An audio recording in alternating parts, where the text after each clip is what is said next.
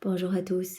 Eh bien, prenons encore un instant aujourd'hui pour lire et méditer un troisième passage du livre du ciel de Luisa Picaretta.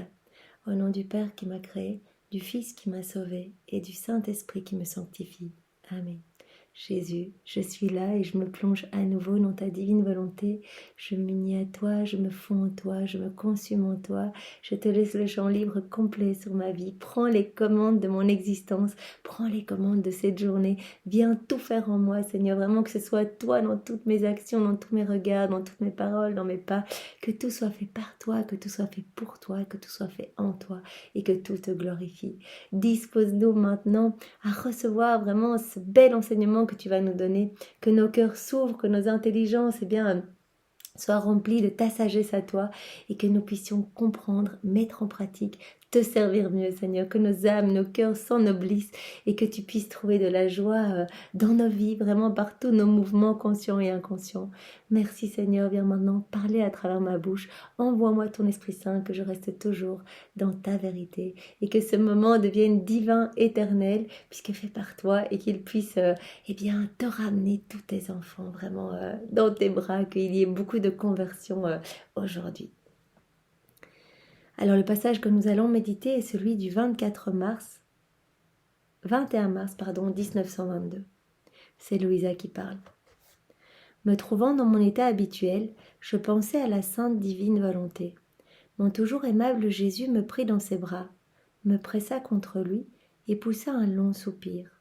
J'ai senti son souffle pénétrer jusqu'à mon cœur. Il me dit « Fille de ma volonté, mon souffle tout-puissant infuse en toi ma vie, car mon souffle soutient sans cesse les âmes qui vivent dans ma volonté. » Donc, tout provient du souffle de Dieu, tout est en vie, toute la création est maintenue vraiment par le souffle divin.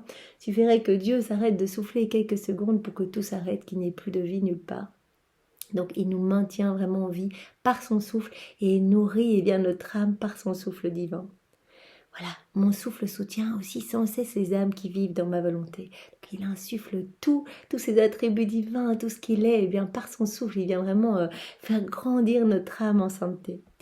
En donnant son souffle à une âme, ma volonté fait fuir tout ce qui ne m'appartient pas, de telle sorte que ma volonté devient le seul air qu'elle respire. Donc c'est comme si le Seigneur venait souffler sur notre âme pour vraiment faire partir tous les ténèbres, tout ce qui résulte de nos volontés propres. C'est comme cela qu'il vient nous nettoyer par son souffle divin. Il vient vraiment balayer, retirer toutes les mauvaises choses pour ne laisser que son souffle rempli de lumière, d'amour et de sainteté. Quand le corps respire, il aspire de l'air et ensuite il l'expire. Pareillement, l'âme vivant dans ma volonté est dans l'acte continuel de me recevoir et de se donner à moi. Voilà, il dit, il y a vraiment cette harmonie, ce flux et reflux d'amour. On reçoit tout, c'est comme l'inspiration et l'expiration. On reçoit tout, on redonne tous les débordements de ce qu'on a reçu à la Trinité. C'est ça en fait le flux et reflux d'amour, l'harmonie d'amour entre le ciel et la terre. On reçoit puissance de sainteté, de vertu, de grâce, vraiment tout ce que Jésus est, on le reçoit. Il nous l'insuffle dans notre âme et tout ce qu'on reçoit, tous ces débordements-là, on les rend en action d'amour, d'adoration, de louange. C'est à cela que nous avions été appelés, tout recevoir, tout rendre et faire plaisir à la Trinité par tous nos mouvements conscients et inconscients. Ma volonté se répand dans toute la création. Il n'y a rien sur lequel elle n'a pas mis son sceau. Donc il y a vraiment le sceau de Dieu partout dans toute la création. Quand elle prononça son fiat pour créer les choses, ma volonté prit possession de tout et en devint le soutien. Elle désire que toutes les choses habitent en elle, de telle sorte qu'elle en reçoive un retour pour ses actes nobles et divins. Elle veut voir sa brise, ses parfums et sa lumière couler à travers tous les actes humains, de telle manière que coulant ensemble, les actes des créatures et ceux de ma volonté fusionnent en un seul. Voilà, Jésus nous dit qu'il a mis son fiat divin partout pour nous. En fait, la création, elle a été faite pour nous. Il y a son amour dans toutes les plantes qui grandissent continuellement, dans chaque arbre, dans chaque insecte, chaque animal, dans chacune des étoiles, dans le soleil, le ciel, chaque océan, etc. Donc c'est absolument magnifique. Son amour est partout par son souffle divin. Et vraiment, il y a sa divine volonté partout. Et il nous dit qu'il a besoin d'un retour d'amour, en fait. Il a besoin vraiment que Que nous puissions être dans ce retour d'amour par cette union, en unissant notre petite volonté propre à sa divine volonté. Comment faire? Eh bien, en nous fusionnant en lui, pour que vraiment qu'il puisse agir à partir de nos humanités. Alors vraiment, nous allons être dans ce reflux d'amour. On reçoit tout, tout est pour nous, on reçoit la vie, etc. Et on rend de l'amour en nous unissant à la Trinité, en nous unissant vraiment à la divine volonté.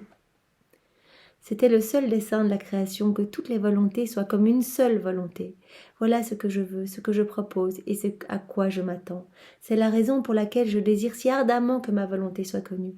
Je veux faire connaître sa valeur et ses effets, afin que les âmes qui vivent en elle diffusent dans toutes les choses des émanations de leur volonté, imprégnées de la mienne. Comme un air parfumé. Donc vraiment les âmes qui vont vivre dans la divine volonté, qui vont unir leur volonté à celle de Jésus. Donc ça va vraiment être la volonté de Jésus en elles, donc vraiment les paroles de Jésus, les regards de Jésus, les actions de Jésus, etc. Eh bien, nous allons pouvoir vraiment immerger en Jésus, mettre nos je t'aime, je t'adore, je te loue, je te bénis partout dans la création. C'est ce que Louisa faisait continuellement.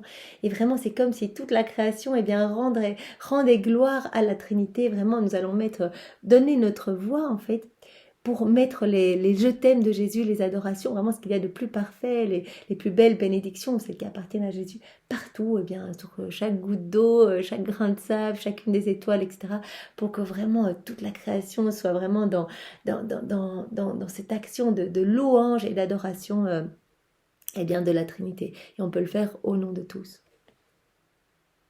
Je veux que ces âmes imprègnent tous leurs actes de ma volonté pour que soit atteint l'objectif premier de la création. Voilà, il le redit à nouveau, eh bien l'objectif premier de la création, c'est que l'homme soit rempli de divin, vraiment qu'il reçoive tout et qu'il rende tout, qu'il y ait cette réciprocité d'amour. Vraiment, Adam, il était rempli de la divine science, de la divine connaissance, de la divine volonté, il était rempli de divin à ras-bord, et c'est pour ça que chacun de ses pas, chacun de ses regards, tout honorait la Trinité, puisque tout était fait vraiment par Dieu en lui. Et donc vraiment, nous sommes appelés à cela. Nous avons bien vu qu'en quittant la divine volonté, par sa chute, eh bien tous les maux, les iniquités, les vices, tout cela, eh bien s'est mis en place, et tout ce que nous connaissons de lait aujourd'hui, eh bien provient de nos volontés propres. Et donc Jésus, par ce cadeau de la divine volonté, nous rappelle à ce pourquoi nous avons été créés. C'est-à-dire qu'il veut nous remplir de divin. Il nous dit: unissez votre volonté à la mienne, je vous redonnerai tout, c'est moi qui vais venir agir en vous, tout va devenir divin, éternel, et vous allez pouvoir être dans cette réciprocité d'amour que j'attendais au départ. En fait, tous les hommes auraient dû être dans cette réciprocité d'amour. Leurs mains auraient dû eh bien continuellement se lever pour adorer la Trinité, leurs pieds pour marcher vers nous, leurs regards pour nous regarder, leurs paroles pour nous louer, nous bénir. Et vous voyez ce que l'on fait avec nos mains, on s'active à des choses purement humaines ici, nos regards ne sont portés que vers les choses de la terre, nos paroles eh bien, ne sont que pour parler vainement ou de choses futiles, des critiques, des jugements, etc. Nos cœurs ne battent que pour des choses ici-bas. Et donc vraiment le Seigneur nous rappelle à revenir vraiment à cette place d'enfant de Dieu, à cette place de dépositaire, de propriétaire de tout le royaume, et vraiment à nous gorger de divin. Il nous donne tout cela, c'est très facile, il suffit que nous donnions notre oui, et c'est lui qui opérera ce travail en nous et qui nous ramènera vraiment à cette place d'enfant de lumière. En fait, il veut vraiment opérer, c'est le plan divin, c'est le plan de Dieu. Donc répondons vraiment au plan de Dieu sans nos vies, et laissons-nous façonner, laissons-nous modeler par les mains divines de Dieu, vraiment à la manière d'argile molle, de cire mosse, vraiment de cire molle, qu'il puisse vraiment nous façonner et nous redonner cette ressemblance que nous avons perdue. Je veux que ces âmes imprègnent tous leurs actes de ma volonté pour que soit atteint l'objectif premier de la création. Ainsi, par ces âmes, toutes les choses créées auront un double sceau, le sceau de mon fiat ayant provoqué la création et le sceau de l'écho de ce fiat émanant des créatures vivant de ma volonté. Sceau de la création et le fiat de la création, le fiat de la sanctification. Donc c'est la vie dans la divine volonté, c'est vraiment qu'on agit en union avec Jésus, et bien vraiment le fiat de la sanctification est le parachèvement du fiat de la création et de la rédemption. Donc vraiment il dit voilà, à chaque fois que vous faites des actes en union avec moi, et bien vous avez ce double fiat de la création et de la sanctification. Alors je vous propose de continuer avec le passage suivant qui parle également des actes réalisés dans la divine volonté. Voilà, donc c'est Louisa qui parle, c'est le passage du 24 mars 1922. Je me trouvais dans mon état habituel, quand mon toujours aimable Jésus vint et me dit: ma fille, quand l'âme accomplit ses actes dans ma volonté, elle reproduit ma vie. Chaque fois qu'on s'unit à Jésus, en fait, comme il vient agir en nous, il dit à Louisa: quand vous vous unissez à moi, je viens prolonger ma vie en moi, en vous. Donc tout ce que j'ai opéré sur la terre lors de mon passage, lors de mon incarnation parmi vous, eh bien je viens le prolonger en vous et distribuer tous les fruits de la rédemption à travers vos mains, vos pas, vos regards, etc. Donc le Père en fait nous voit quand on agit dans la divine volonté, je lis dans la divine volonté, eh bien le Père nous voit comme un autre Jésus. Parce que vraiment il y a toute la lumière de la divinité au moment où on s'unit à Jésus, on unit notre volonté à celle de Jésus, eh bien le Père nous voit comme un autre Christ. En fait c'est incroyable. Si elle réalise 10 actes dans ma volonté, elle me reproduit 10 fois. À chaque fois qu'on va faire un acte et qu'on s'unit à Jésus, eh bien on reproduit Jésus. Voilà, c'est magnifique. Et nous savons de par un autre passage que Jésus prononce la parole de la consécration sur notre âme. Vous imaginez la parole de la consécration sur notre âme au moment où on dit, voilà, je fais cela dans ta divine volonté, je m'unis à toi, je mange dans ta divine volonté. Hop, il y a la parole de la consécration sur notre âme. Jésus, je me balade dans ta divine volonté. À nouveau, il reprononce lui-même la parole de la consécration sur notre âme. Voilà, si elle réalise 10 actes dans ma volonté, elle me reproduit 10 fois. Si elle en fait 20, 100, 1000 ou même davantage dans ma volonté, elle me reproduit autant de fois. Cela est semblable à la consécration sacramentelle. Vous imaginez, il dit que cela est semblable à la consécration sacramentelle. Jésus dans l'hostie. Puisqu'il y a vraiment cette parole de la consécration sur notre âme, eh bien, quand on appelle Jésus, quand on s'unit à lui. C'est absolument magnifique. Je suis reproduit en autant d'hosties dans la consécration sacramentelle. Je suis reproduit en autant d'hosties qu'il y en a de consacrés. Cependant, j'ai besoin d'un prêtre pour consacrer les hosties. Dans le cas de ma volonté, j'ai besoin des actes des créatures qui sont des hosties vivantes, non inertes comme les hosties sacramentelles avant leur consécration, afin que ma volonté puisse s'inclure dans ces actes. Vous voyez, dans une hostie, Jésus vient vraiment vient dans l'hostie par la parole de la consécration que le prêtre fait. Mais il dit, voilà, cette hostie, elle est inerte, c'est une matière corruptible. Tandis que quand je viens vraiment dans un cœur, je sais qu'il y a vraiment ce travail vraiment de l'âme à annihiler sa propre volonté pour me laisser toute la place. Donc vraiment, cela me fait plaisir et c'est moi qui viens moi-même prononcer cette parole de consécration, afin que ma volonté puisse s'inclure vraiment dans tous les actes de cette personne qui s'abandonne entre mes mains. Ainsi, je suis reproduit dans chaque acte d'une âme quand ils sont réalisés dans ma volonté. Pour cette raison, mon amour trouve plein soulagement et pleine satisfaction dans les âmes qui vivent dans ma volonté. Ce sont elles qui servent de fondement non seulement aux actes d'amour et d'adoration que toutes les créatures me doivent, mais aussi de ma vie sacramentelle elle-même.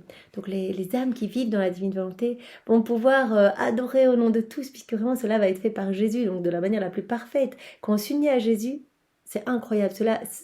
Nos actes deviennent les actes de louange, d'adoration, de bénédiction les plus parfaits qui soient, puisque c'est fait par Jésus et donc en plus cela devient divin, éternel, vraiment continuellement au pied du trône, vraiment adoration, amour, honneur, au nom de tous, au nom de toutes les générations. Donc on apporte vraiment une réparation continuelle au nom de tous ceux qui n'aiment pas Jésus, de tous ceux qui ont le cœur fermé, froid, indifférent, au nom de tous les sacrilèges, de tous les blasphèmes, de toutes les méchancetés. Et donc il y a beaucoup de retombées bénéfiques, puisque vraiment la Trinité est en joie, que vraiment même les saints reçoivent une gloire nouvelle, et donc il y a vraiment des surcroîts de bénédictions et de grâces qui sont déversées partout sur la terre, dans le ciel, pour les âmes du purgatoire, etc. Donc vraiment toutes les âmes qui s'unissent à Jésus vont pouvoir réparer au nom de tous et vont même pouvoir réparer toutes les offenses que Jésus reçoit dans le sacrement de l'Eucharistie. Il l'a dit, moi dans le sacrement de l'Eucharistie, mes oreilles sont plus molestées que durant ma passion, je reçois plus d'outrage que durant ma passion, c'est-à-dire que vraiment les cœurs sont mal disposés, les prières mal faites, je reçois vraiment comme à nouveau des crachats, des coups, des clous, etc. Parce qu'en fait il y a beaucoup de personnes qui viennent par mondanité ou qui viennent le cœur encore chargé des choses du monde, qui sont pas du tout prêts à me recevoir. Il n'y a pas du tout ce moment d'union que j'attends vraiment. Quand je me donne, je voudrais pouvoir parler à l'âme, pouvoir vraiment me réjouir, me reposer vraiment dans des cœurs bien disposés. Et au contraire, je vois que ce sont des prières un petit peu automatiques où on demande des choses, on ne remercie pas, etc. Et donc Jésus souffre dans le sacrement de l'Eucharistie, il souffre d'adoration mal faite. Eh bien les âmes qui vivent dans la divine volonté vont pouvoir réparer, c'est-à-dire vont pouvoir refaire. On peut en allant à la messe dire Jésus, je refais toutes les messes de tous les temps, de toutes les générations. Je me place avec toi dans chacune des hosties consacrées pour te consoler. Je t'apporte l'amour que les hommes ne te donnent pas au moment où ils te reçoivent. Je te donne l'adoration que les hommes ne te donnent pas. Je refais bien toutes les adorations de ton Saint-Sacrement. Je les refais dans ta divine volonté. Et je t'offre tes propres adorations à toi, etc. Donc on peut vraiment, on peut réparer, on peut offrir notre communion dans la divine volonté, demander à Jésus qu'il vienne lui-même se communier à travers nos mains pour que vraiment, et au nom de tous, pour que toutes les communions soient divinisées par la communion de Jésus, etc. Donc il dit voilà, c'est tellement important, les âmes qui s'abandonnent entre mes mains peuvent vraiment réparer et m'apporter soulagement et réconfort au nom de tous. Combien de fois ma vie sacramentelle reste-t-elle prisonnière et enchaînée dans quelques hosties consacrées? Ils sont peu nombreux ceux qui reçoivent la communion, et souvent il n'y a aucun prêtre pour me consacrer. Ma vie sacramentelle non seulement n'arrive pas à être reproduite comme je le désire, mais souvent elle cesse d'exister.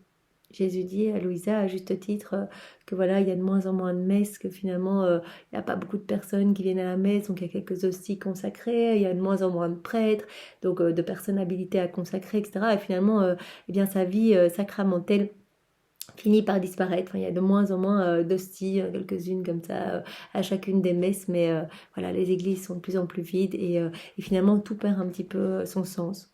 Comme mon amour souffre, je voudrais reproduire ma vie chaque jour en autant d'hosties qu'il y a de créatures, afin que je puisse me donner à chacune d'elles. Donc, il aimerait bien, être présent dans autant d'hosties qu'il y a de créatures pour que tout le monde puisse recevoir la vie, sa force, sa puissance, sa joie, sa paix, qu'il puisse y avoir vraiment cette union de chacun de nous avec notre Créateur, notre retour vraiment à notre source pour recevoir tous les bienfaits de sa présence.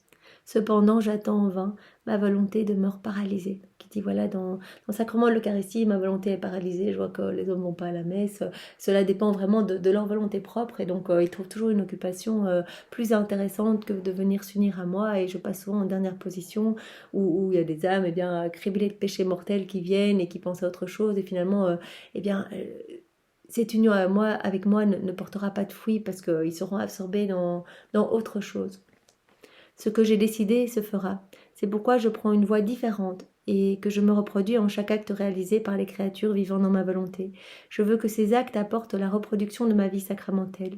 Oh oui, ces âmes qui vivent dans ma volonté compensent pour toutes les communions que les créatures manquent de recevoir et pour les consécrations que les prêtres ne réalisent pas. En elles, je trouve tout, même la reproduction de ma vie sacramentelle.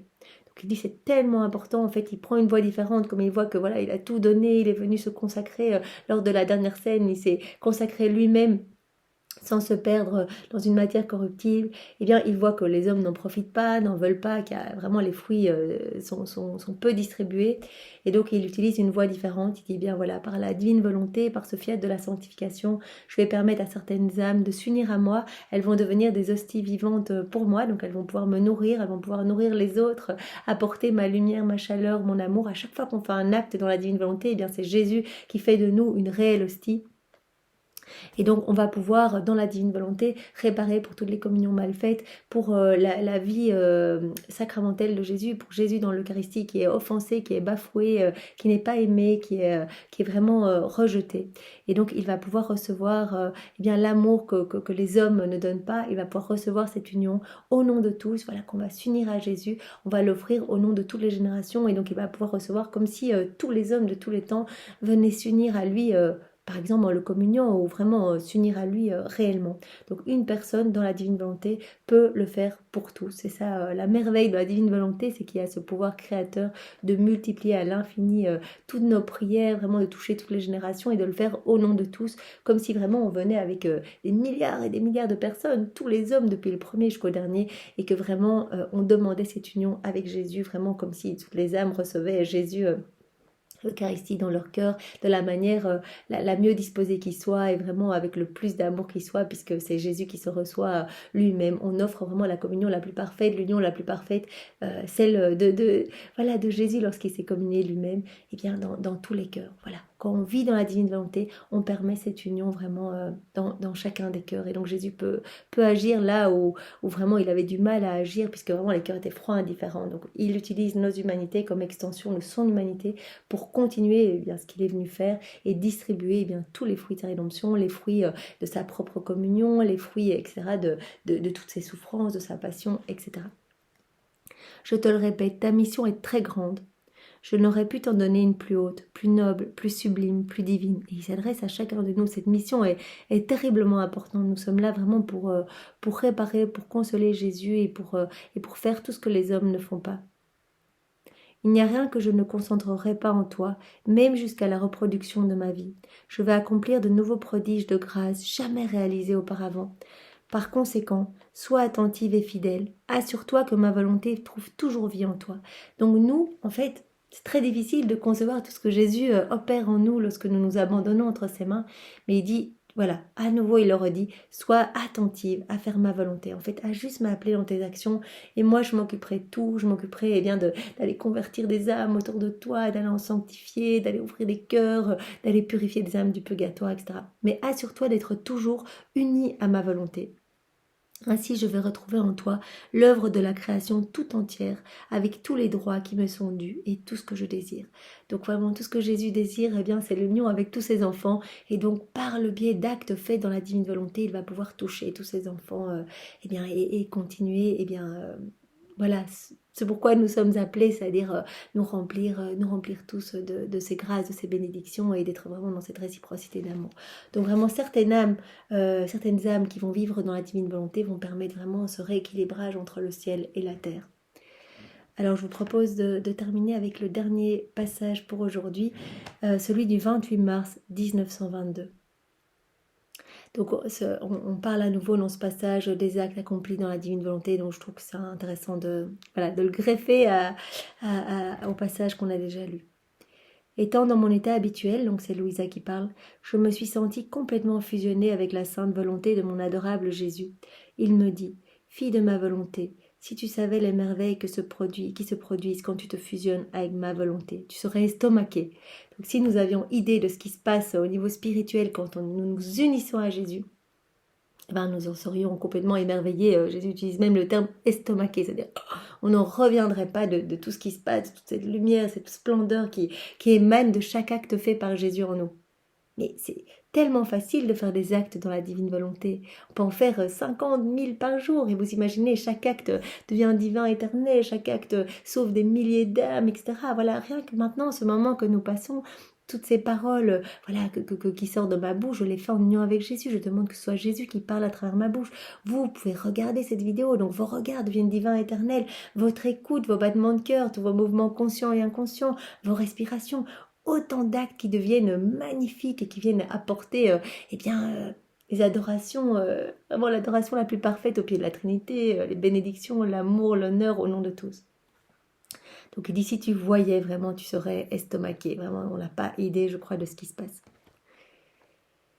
Écoute, tout ce que j'ai fait quand j'étais sur la terre traduisait le don continuel de ma personne et visait au couronnement de la famille humaine. Donc Jésus est venu s'incarner sur la terre pour payer la dette d'amour, la dette de gloire que les hommes n'avaient pas payée, puisque nous étions appelés à être continuellement dans cette réciprocité d'amour, et que quand nous avons quitté la divine volonté, vraiment par la chute d'Adam, nous n'avons pas payé ces dettes d'amour, nous n'avons jamais rendu, nous avons pris toutes les choses de la création, nous nous sommes nourris avec les bons fruits, les bonnes choses que le Seigneur nous avait données, mais on n'a rien donné. On a continué à vivre par le souffle divin, à respirer, à regarder, à penser, etc. Mais on n'a rien rendu, on n'a jamais remercié, on n'a jamais loué, on n'a jamais adoré le Seigneur, on l'a jamais laissé vivre dans nos cœurs, etc. Et donc Jésus est venu pour payer cette dette d'amour au prix de vraiment 1000 souffrances. Il a repris tous nos actes dissociés de la divine volonté, nos regards, tout ce qui n'avait pas servi à glorifier la Trinité. Il a tout repris, il a tout plongé dans son acte unique et éternel d'amour. Il a tout souffert vraiment comme autant de clous, de coups de fouet, d'épines sur sa tête, de fiel de vinaigre, de crachats, de coups de poing, etc. Il a tout souffert dans sa divinité pendant 34 ans, donc la seconde une de son incarnation jusqu'à sa mort, 34 ans. Et donc, il est venu également pour nous ouvrir les portes du ciel, sanctifier nos vies, refaire nos vies et vraiment, nous donner vraiment l'accès vraiment au ciel et pouvoir nous unir à lui. Mes pensées forment une couronne autour de leur intelligence. autour de l'intelligence des créatures. Mes paroles, mes travaux et mes pas forment des couronnes autour de leurs paroles, des travaux et des pas des créatures, etc. En entrelaçant les actes réalisés par les créatures avec mes propres actes, je puis dire à mon Père éternel que les actes des créatures proviennent de moi. Mais quels sont les actes qui sont ainsi entrelacés avec les miens, avec lesquels je couronne toute la famille humaine?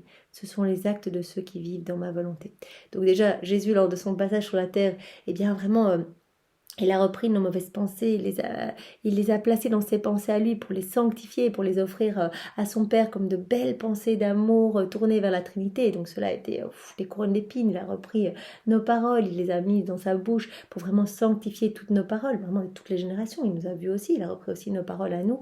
Et vraiment, il a offert nos paroles comme autant eh bien, de paroles d'amour, d'adoration, etc. Il a fait cela pour tout, nos actions, nos pas, etc. Et il dit, eh bien, les âmes qui vivent dans ma divine volonté continuent ce travail en fait. Elles continuent à sanctifier les paroles de tous les hommes, puisque tout ce que j'ai acquis, tous les fruits eh bien, de toutes mes souffrances, les hommes n'en veulent pas. Je vois que tout est suspendu, personne ne vient servir en fait. Tous mes actes sont continuellement en mouvement, sont là, il suffit de s'unir à ces actes pour recevoir. Je vois que personne ne s'en sert. Eh bien, il y a des âmes qui vont s'unir à moi, et dès qu'elles vont s'unir, elles vont recevoir les fruits de leur action. Par exemple, je marche dans ta divine volonté, eh bien, je vais recevoir tout ce que Jésus faisait lorsqu'il marchait, il sanctifiait tous nos pas, etc. Je vais recevoir moi, et tous ces fruits vont être à nouveau distribués dans tous les cœurs de toutes les générations. Donc il dit c'est vraiment important, ce sont les âmes qui vivent dans ma divine volonté qui vont pouvoir distribuer tous les fruits de ma rédemption et qui vont permettre de continuer à sanctifier les regards, les paroles, les mouvements, etc. de tous les hommes. Donc ce sont vraiment des extensions de ma propre humanité. Quand, à travers ma volonté, tu fusionnes tes pensées avec les miennes, mes pensées couronnent les tiennes, lesquelles deviennent ainsi identifiées aux miennes et sont multipliées en elles. Alors je forme une double couronne autour de l'intelligence humaine. Mon Père céleste reçoit non seulement de moi, mais de toi également, divine gloire, de toutes les intelligences créées. Voilà, donc en fait, il donne un exemple ici. C'est ce que Louisa faisait souvent dans ses prières. Voilà, elle disait, Seigneur, je prends mes pensées et les pensées de tous les hommes. Donc elle reprend un petit peu ce que Jésus faisait sur la terre, puisque vraiment nous sommes appelés à être des prolongations de sa vie. Eh bien, voilà, elle dit, je prends mes pensées et les pensées de tous les hommes, toutes ces pensées déconnectées, ces pensées tournées vers les choses du monde, et je les plonge, vraiment immergées dans ta divine volonté, je les plonge dans tes pensées à toi, pour vraiment toutes les diviniser, pour toutes les refaire. Je les plonge vraiment dans ton acte unique éternel d'amour, et toutes ces pensées vont vraiment eh bien, rendre gloire à la Trinité. Et donc Louisa, elle offre toutes ses pensées refaites au Père éternel pour vraiment lui apporter de la joie.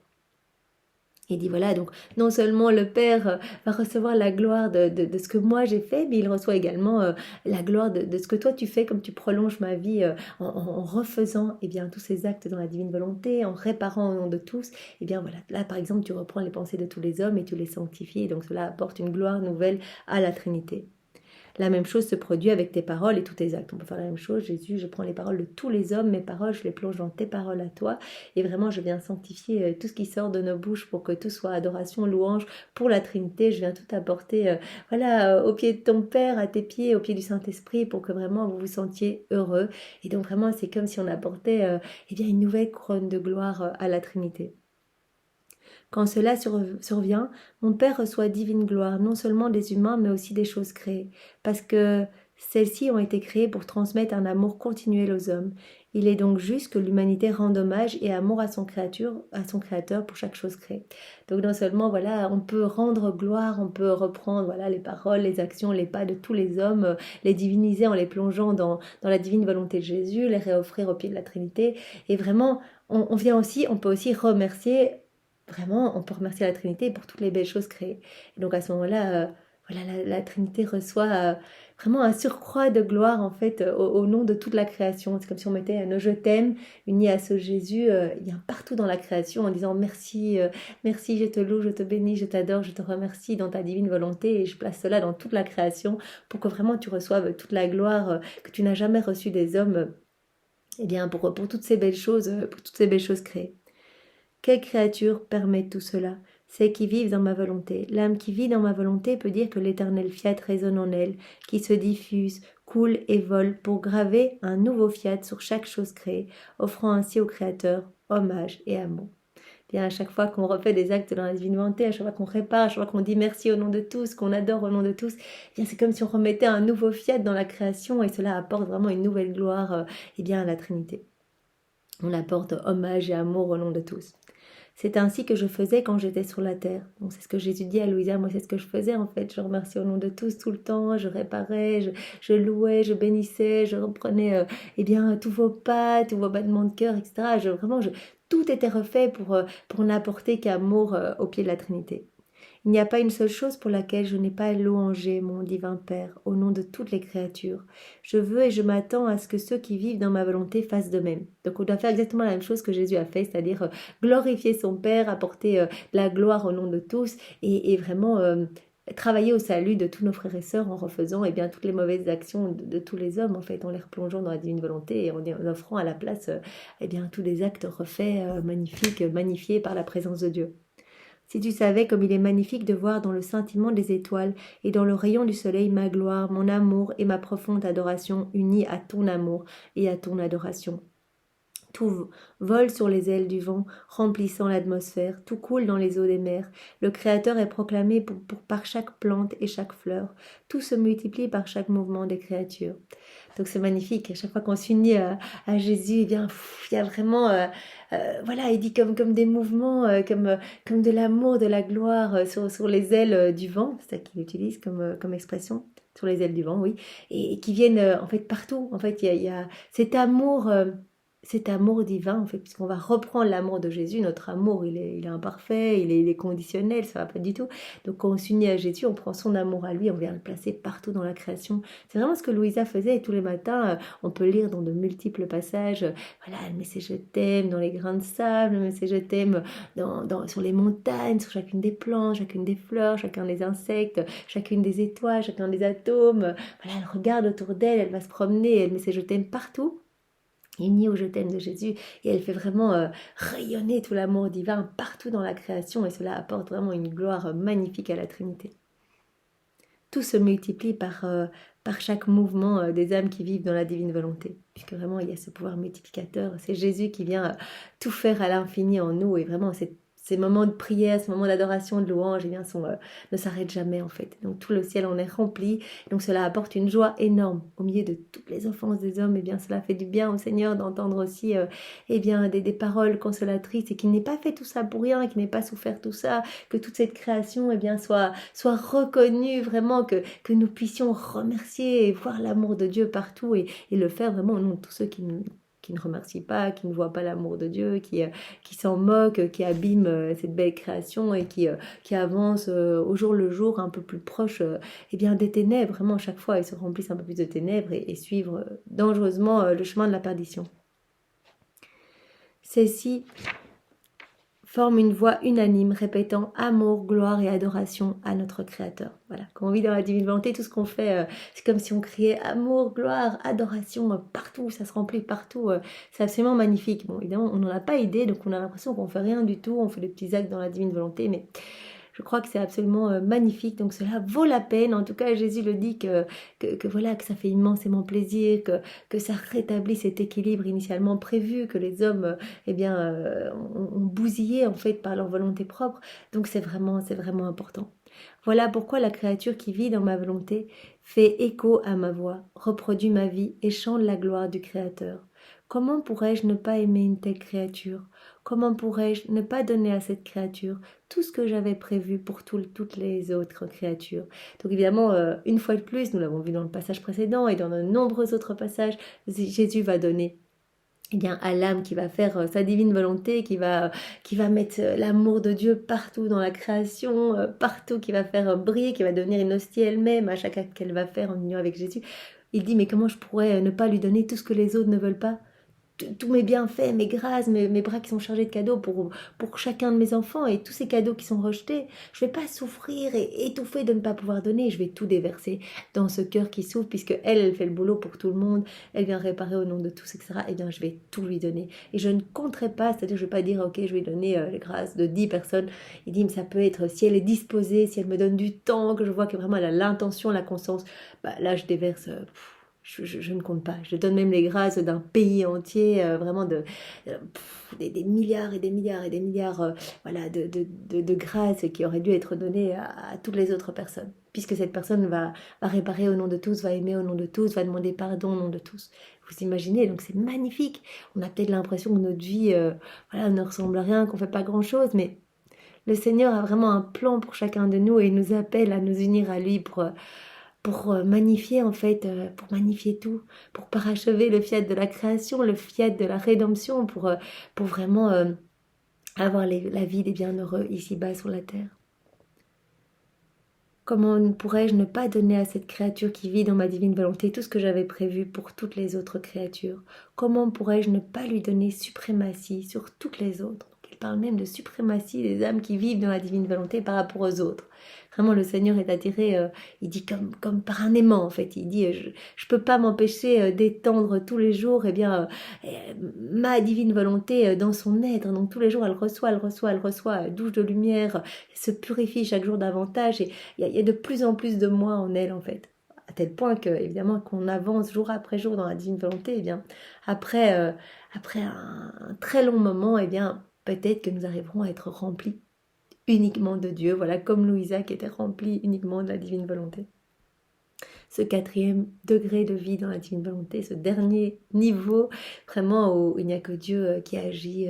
Voilà, si on pense, en fait c'est Dieu qui pense en nous, si on regarde, c'est Dieu qui regarde en nous, tout est divin. Seigneur, nous te demandons cette grâce. Il y a encore beaucoup de travail, mais nous te demandons cela avec insistance et constance tous les jours. Nous voulons vraiment travailler pour toi. Alors donne-nous plus de toi pour que nous puissions mieux te servir, te louer au nom de tous et vraiment t'apporter tout ce que les autres ne te donnent pas. Comment pourrais-je ne pas lui donner suprématie sur toutes les autres âmes?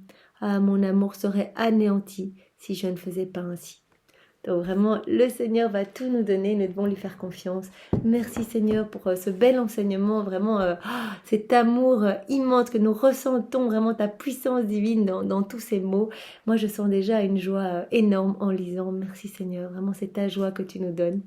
Merci avec tes propres remerciements au nom de tous, au nom du Père et du Fils et du Saint-Esprit. Amen. Soyez tous bénis, passez une belle journée dans la divine volonté de Jésus. Au revoir.